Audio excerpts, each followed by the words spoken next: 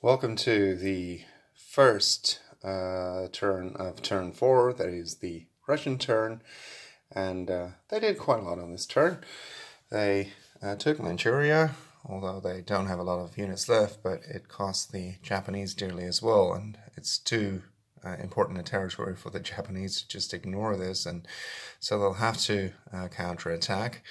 They also use the Russian Air Force, and two of the participating fighters landed in the western part of China, and the bomber landed in Russia proper.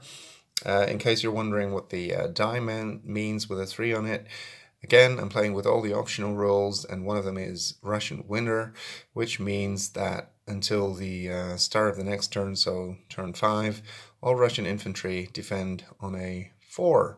On a 3, which is why I actually put the die on a 3. Because what else did they do? Well, they took Ukraine and the Balkans as well.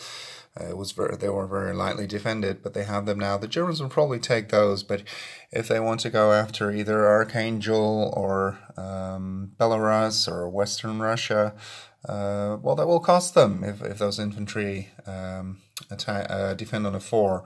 There's about 4 infantry in Western Russia, and of course the Russians would be able to counterattack. That's not really the problem, but I thought as long as I have this optional rule, I'd better use it.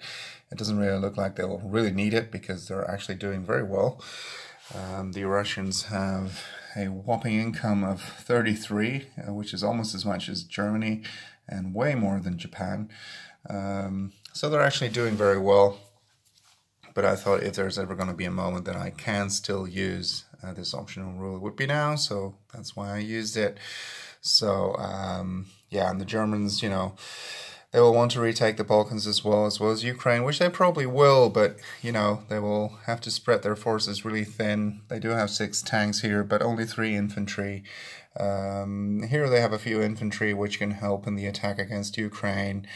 The problem is obviously that they're also being threatened from the south, although I have to admit there's only 1 transport at the moment, so they should be relatively safe from an American attack.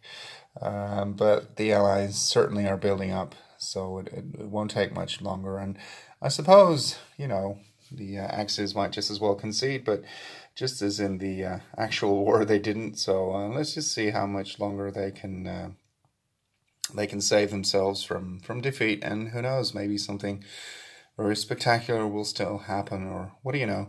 So we'll see. Anyway, this is the end of the first turn of turn 4. In other words, the Russian turn. The Germans are up next. Thank you for watching.